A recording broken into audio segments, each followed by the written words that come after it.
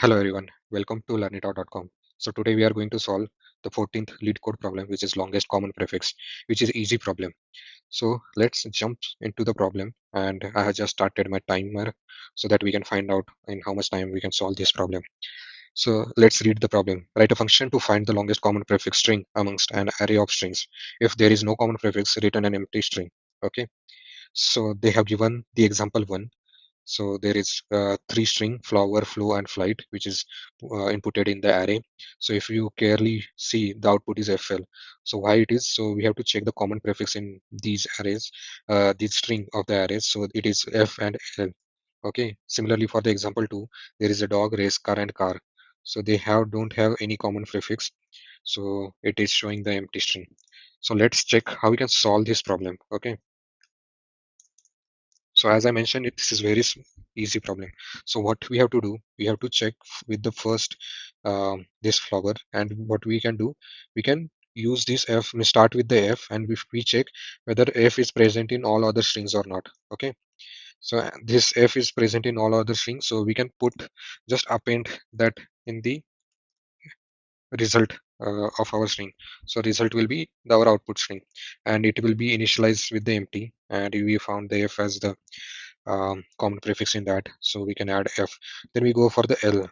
So L is present in over here also, so it is present in all of the strings, so we will append over here. And then we go for the O. So O is present over in second string but not in third string, so at that time we just return our result, so whatever the result it is present. So let's check for the second example also. Okay, so over here there is a D first, so we check over here there is a D is present or not.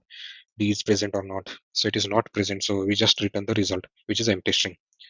So let's write the code. Before that, we have to check like base case, and they have given constraint as a string has length from 1 to 200. So whenever string length is 1, we have to just return the 0th indexed string of that array. Okay, so let's write the code. So integer length is equal to strs dot length. Sorry, this should be size of the array. So I'm first taking the size of the array. Then what we are going to do, we have to initialize our result, which is empty string. Then we have to go for the integer I is equal to 0, I is less than strs of 0th index dot length. So we are going to traverse this flower for the all of the remaining string in that. Okay, so far what we can do, like integer j is equal to 1, j is less than strs dot size, which is length j plus plus. Okay, so what over here we have to do, like mm, so if strs dot strs of j dot length, this length is less than or equal to I, then we have to just return our result string. We are checking over here, so we were checking whether whatever the element we are present for this I, okay, for this one. So if it is more than the that particular checking length, then we have to just return the result. And in the else condition means like if strs like jth ith element exactly not equal to strs of 0 and ith element, then we have to return result. Okay, so what over here we are doing, so we are for this j is traversing from 1 to length. Okay, so it starts from this one till the length of the string. Okay, and over there it is checking for this for all of these string of the size.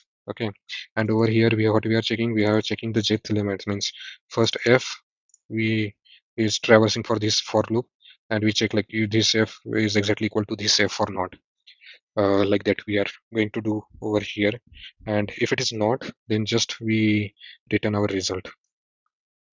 Okay, so we can use the or statement over here so that it will be easy for our coding because both strings are sharing the same return value.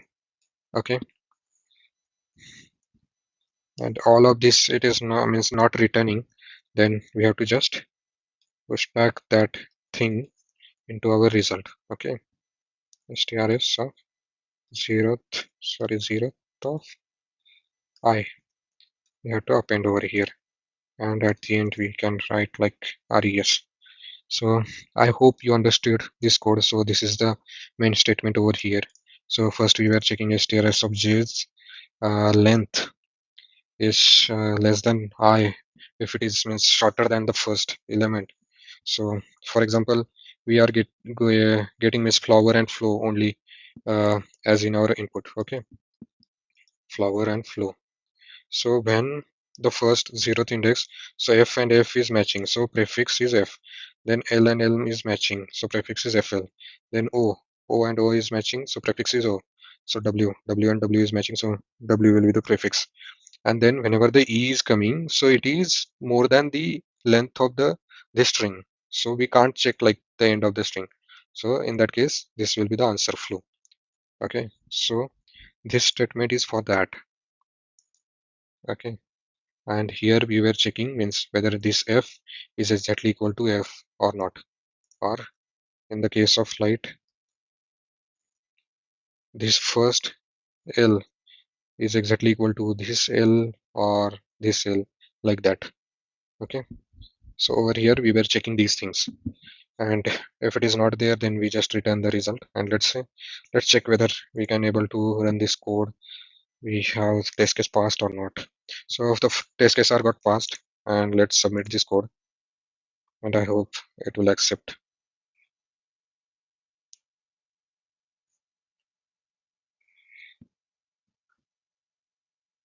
Yes, so this got accepted, and you can see the output over here.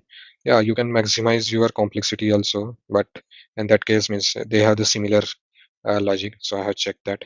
So I hope you understood this question. If you understand this question, then please comment it out like understand, so that I get to know. And if it is not easy to understand by me, then also you can mention about in that comment, so that I can change my teaching ability for this. So thank you for watching this video, and please like, share, and subscribe this video. Thank you. Thank you very much.